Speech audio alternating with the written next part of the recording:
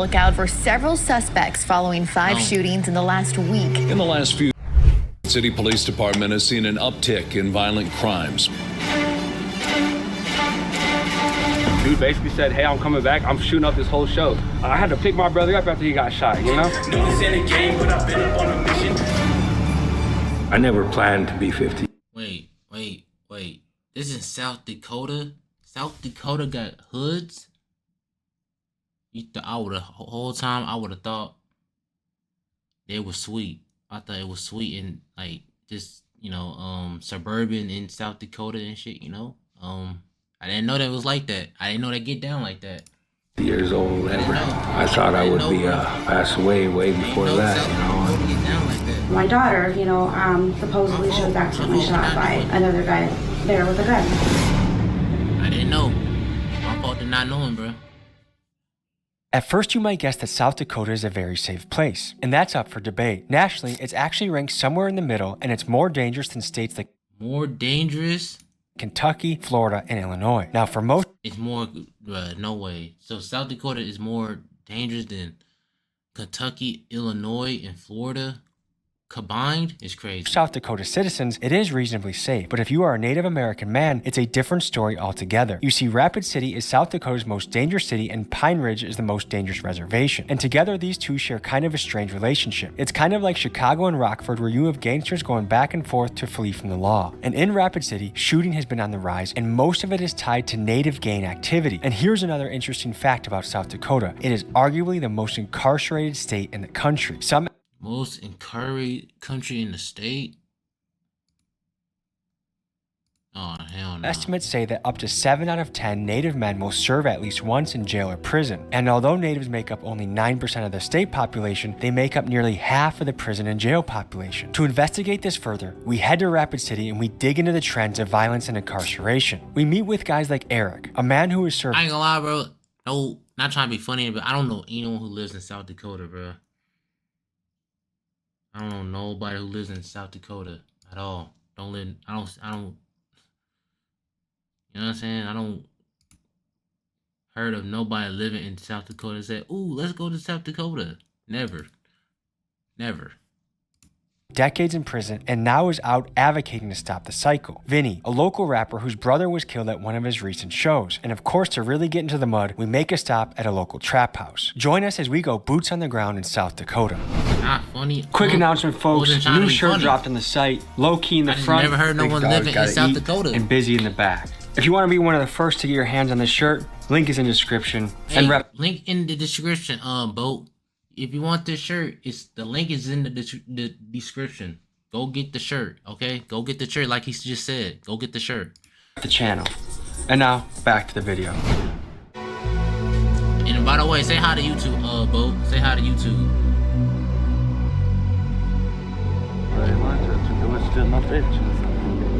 This will be posted. When I see these young men, I see potential in them. I see something that they could become, and I see the gang lifestyle is mostly just taken away from what they could become. What needs to happen for kids that grow up in an area like this to say, I want to be an engineer or a doctor, or I want to run my own landscaping business, rather than I want to shoot somebody that's a lot like me that just happens to live in a slightly different part of my neighborhood? I don't know if we'll ever find that answer, but that's part of the discovery that we're on this channel. We're going to dive into the most dangerous city in South Dakota. Buckle up, it's going to be a ride. Tell us where we are right now. We in Dakota Homes right now, this deep north, you know what I'm saying? Deep north side. What's the word you can't be doing? You can't be catfishing. You can't be catfishing, bro. You can't be doing that. So like, send your picture, bro. You gotta send a picture, type shit. It's a little dilapidated, etc., but there's a lot of love in the area, you know what I'm saying? Ghetto, this part of town right here, man. Yeah. It's our own little world over here, you know? Because it's like, even though we're so close to everything else, you can go right down the street and see business districts and shit like that. It's its own entity over here, you know what I'm saying? Okay, so what goes down around here? Drugs, you know what I'm saying? A lot of, and the dealings that come with that. Sure. You know what I'm saying? As far as robberies, as far as, you know what I'm saying, killings over a little bullshit, you know, an ounce of weed and shit like that, you know what I'm saying? Somebody die over it, so it's like. Do you guys know someone that have died over an ounce of weed? Here's a quad, bro. Yes. Over an ounce of weed? 7 grams. 7 grams. A quad, dude? Like Do you guys call it a quad around here? Yeah. Yeah. I picked up many of quads in my day. Never have I ever Thought about I was gonna die over it. Dude didn't expect that night either, you know what I'm saying? I went to prison for possession of marijuana. It was my first charge I've ever caught in my life. The judge was just a little hard on me, you know? How long did you serve for marijuana? He gave me 6 years and suspended 5 of it. So I only... 6 years? Yes. For possession of marijuana. How much marijuana are we talking? It was a pound, you know what I'm saying? So my charge was possession of 1 to 10 pounds. So it didn't matter if I had 1 pound or 9.5. Was that technically a felony then? Yes, it is. At the time, that was a different time in my life. And I was, you know, playing loud music, drinking, driving, doing the most, you know, being sloppy with it. So you got pulled over in a DWI type of situation, and then they searched the car for weed? They smelled weed immediately. I just, like I said, were you chiefing it big time? Yeah, okay. I was smoking when they pulled me over. I try to play it off. I try to give them my blunt piece and be like, this all I have, sir, you know? They weren't going for that though, so. Did that seem absurd that you could be put in a cage for weed? Yes, sir. Dude, it changed the course of my life. You know, I had a very practical outlook on life in general. I was a real normal kid. I played sports. I wanted to be a nurse. You know, so it's like that, Can you no longer work for a hospital now? No, I couldn't get a job in Walmart once I got out of prison. You can't even get a job in Walmart? No, I was trying to show my little brother a different way, you know, like the lifestyle that we had got into, it was based off circumstance. And that's my history in Rapid City, essentially. A lot of people know me out here for like sports and stuff, but like What'd you play?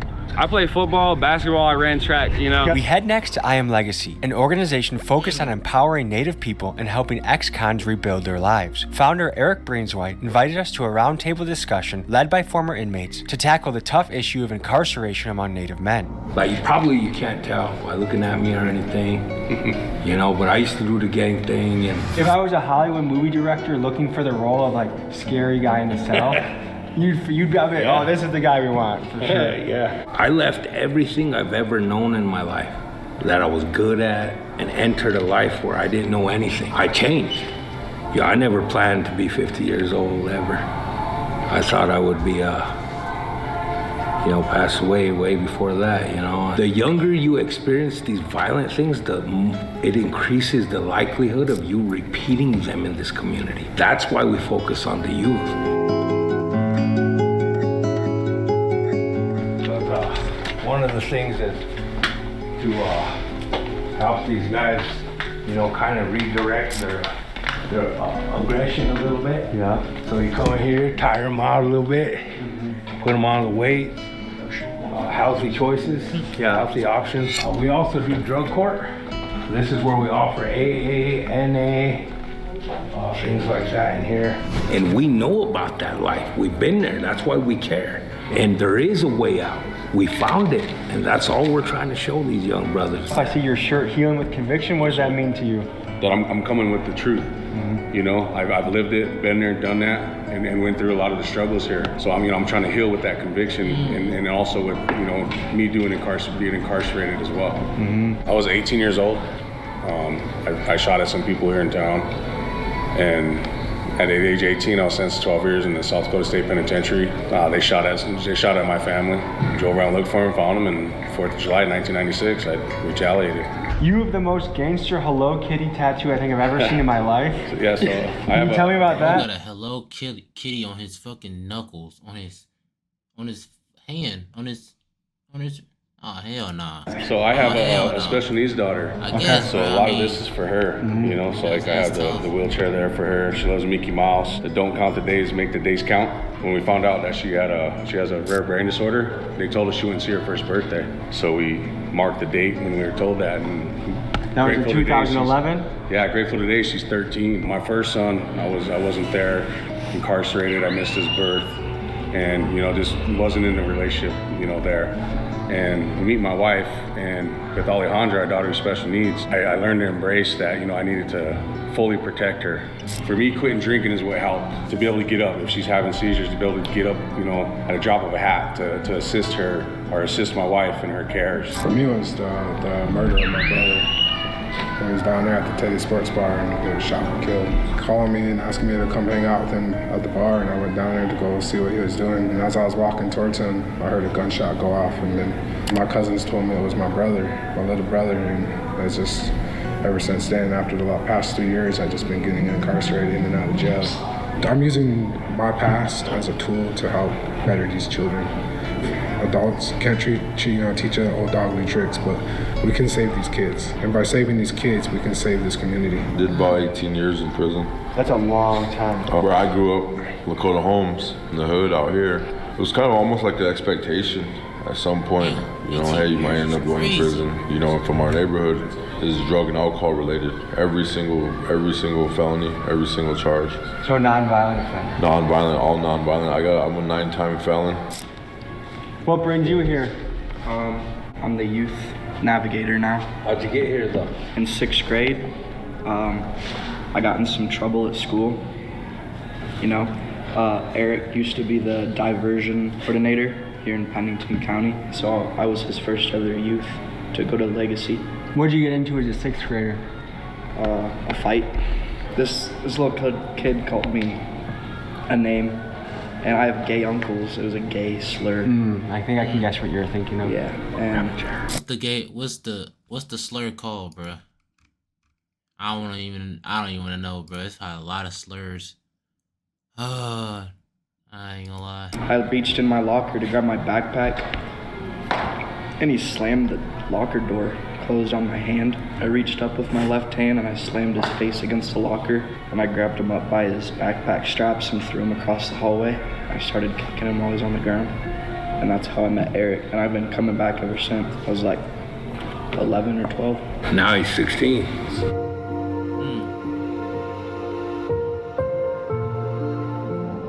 Good to meet you. Good to meet you. Hey, bro. What's happening, bro? Hey, man. What's up, man? How you doing? All right. It's good to see you, man. Hell yeah. Yeah, we Legacy. We're deep up there, the homies. Yeah. We I got respect that. Everybody from every clique in town. I respect that for sure, because there's a lot of people that, you know what I'm saying, older folks that lead the youth astray. I feel you, bro. And that's what I'm saying. It's like they don't know no better when they're that young. Nah, like, man. we grow up in the shit we see, like we think it's normal, you feel me? Then you grow up and you have your own mind now, and it's you know like, what? I want you guys to know how important you are to our people, man. Word. We don't need you wasting your lives on dumb shit, man. Word. You know what I mean? Don't get caught up doing dumb shit, man. But statistics say. Put your time into that. Absolutely, Word. man. Yes, Right there. Yeah, right there, man. What does that mean? For your sacrifice. Hey, tell them what it means. Tell them what that means. No, it's from Sundance. Ceremony. Oh, where you put the Piercing. Yep. Sundance ceremony is basically a women appreciation ceremony. We're showing appreciation to the women because the women get their blood every month, and that cleans their slate. That's our way of cleaning their slate. Even going into NEP stands for a sweat lodge. You go in there and pray. Going in there to be cleansed, you know, cleanse what you be doing out here. You know, all this gangs and drugs out here, because there's not much opportunities for youth out here. That is another factor. You, bro. Oh, this is my little brother. He passed away in 2022. I heard about that, bro. Yeah, Sorry, man. He passed away in 2022 due to gun violence. That was our first show we ever were gonna have in Eagle Butte. It was gonna be a great turnout, you know. There was nothing but unchies and kids out there. There's free food, you know. Like, you never really see like 50 people out there for the openers, but that first person that was out there, there's like 50 plus people showing love, you know. We were gonna go on last, and there was a boy that was threatening to shoot the show months before, and we didn't really take it serious, you know. We didn't even reply to his threats or anything like that, but it came down to the day of the show, 90-degree weather, and he's in the crowd with the same bag on that he's showing his gun on Snapchat every day, and with a mask on in 90-degree weather, you know. So I came and I tried to speak with him because I know what he was saying, and when I came and tried to talk to him, he got real abrasive and was like, "Why are you trying to check me? Get away from me," boom. And I'm like, "Look, man," and I grabbed his bag and I pulled it to me. I felt his gun and I said, "What are you doing here? Why are you here?" But he's like, "Just get off me, get away from my bag." I don't want to freak everybody out and be like, "Hey, he got a gun." Yeah. So whenever the security comes up to me, I say, "Hey man, he has a gun." He's like, "Are you sure?" I'm like, "Yeah, I felt it." So he tried to escort dude away. Dude basically said, "Hey, I'm coming back. I'm shooting up this whole show." I look around, like I said, there's nothing but elders and kids, you know. My family's come all the way from Colorado to come see us. I'm like, we got to do something, and that's what the dude asked. He's like, "Please stop him. There's police around there and everything." The police didn't do shit. I had to pick my brother up after he got shot, you know. That's another just testament as far as where we don't really rely on the police, you know. That's vigilantes. Like the definition of a vigilante is somebody that gets justice by their own means, but while not involved in the law. And it's that bottom line that they don't look out for us. They say they're supposed to protect and serve. You know what I'm saying? Like I said, when my brother got killed, killed, I had to pick him up. I had to everything, you know what I'm saying? So yeah, you need to come see us, man, because I got some opportunities for you, man. Yeah. Hey, I lost my little brother too. He got shot and killed down at the Teddy Sports Bar. Oh, word. Hey, bro. Yeah, hey, rest his soul, bro. That's what I'm saying. That shit like that rocks the city. This happened to every generation though. When I was a youngster, my best homie got shot in the face at my house right up the hill right here, man. Word. In the hood, you know, it changed us forever, man. So police will come through here, etc., but they're not too quick to. It's in a suburban area on the west side or something. Something goes down, they're there like that. Why do you think that is? Because we're disposable.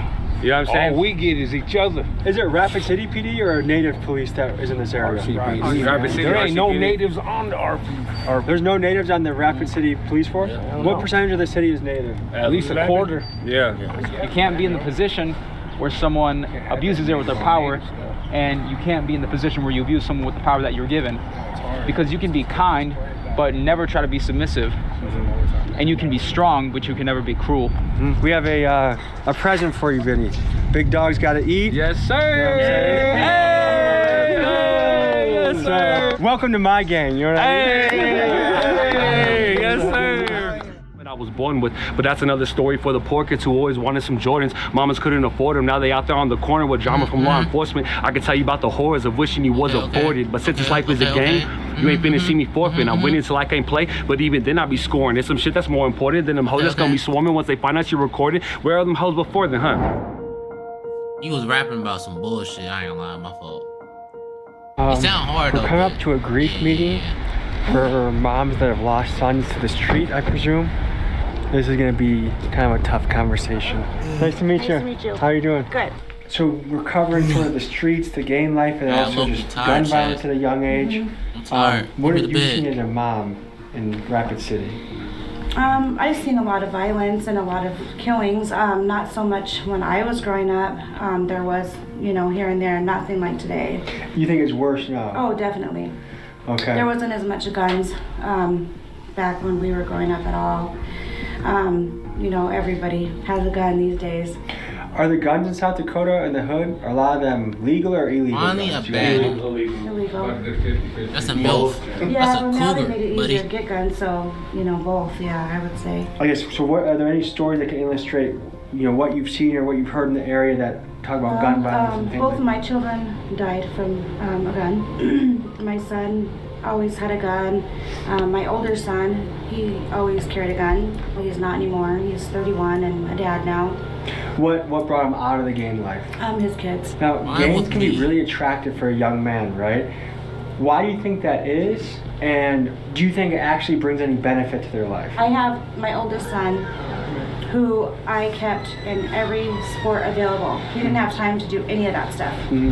But as soon as he hit high school, and that attraction was just immediate. You know, he started then missing school and then running and getting in trouble. Whereas with CJ, he was kind of, you know, I moved to Mitchell, moved all my kids there. They gradually came back here. They didn't like it there.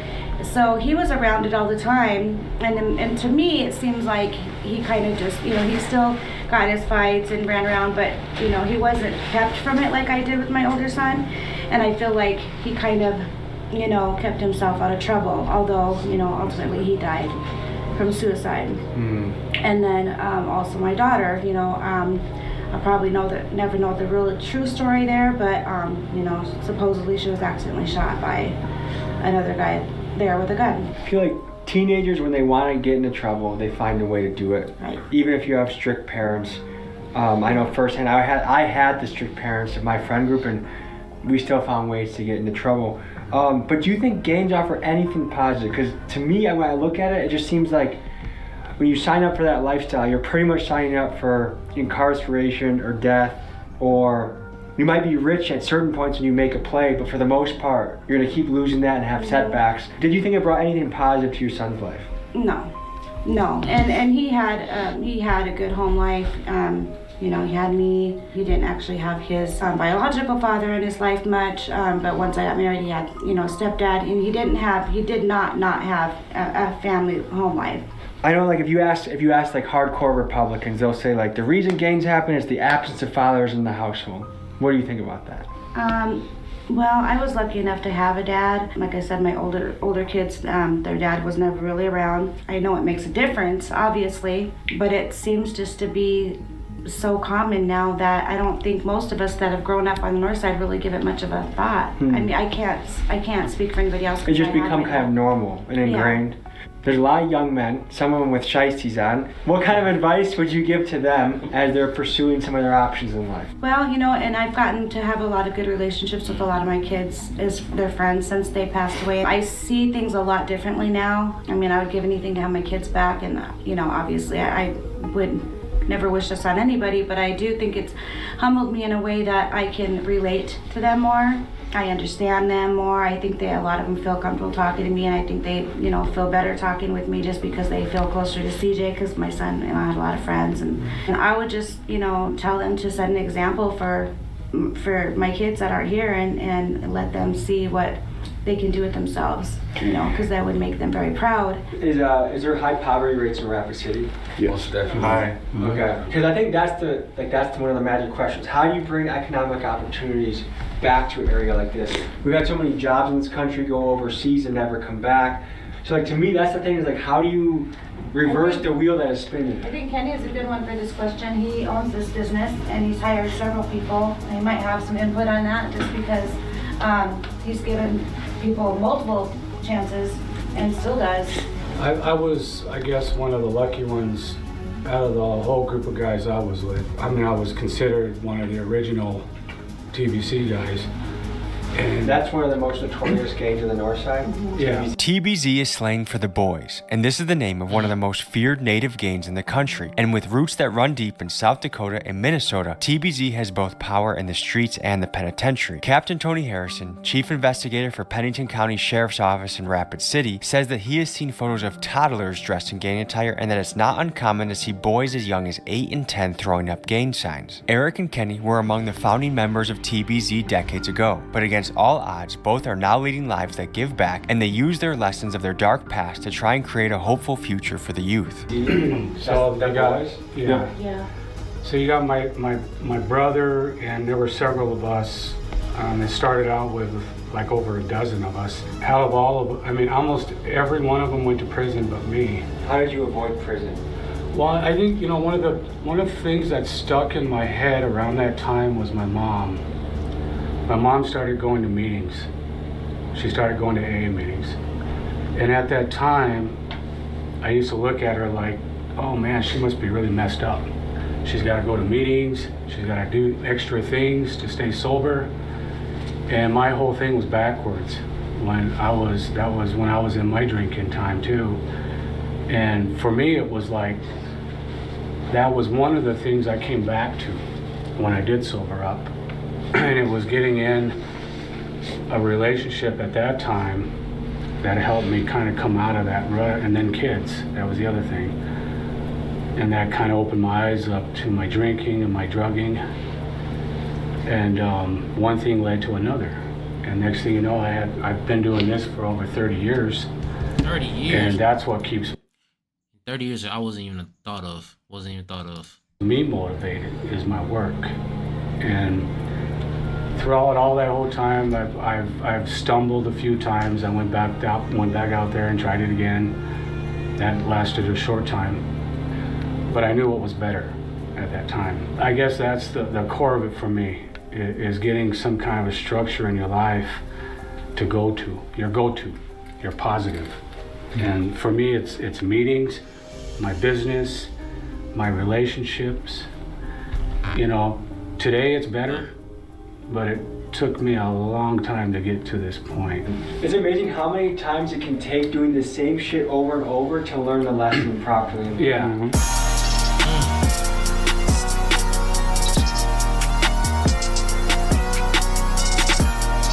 I lied. W vid, bruh. W fucking vid, bruh.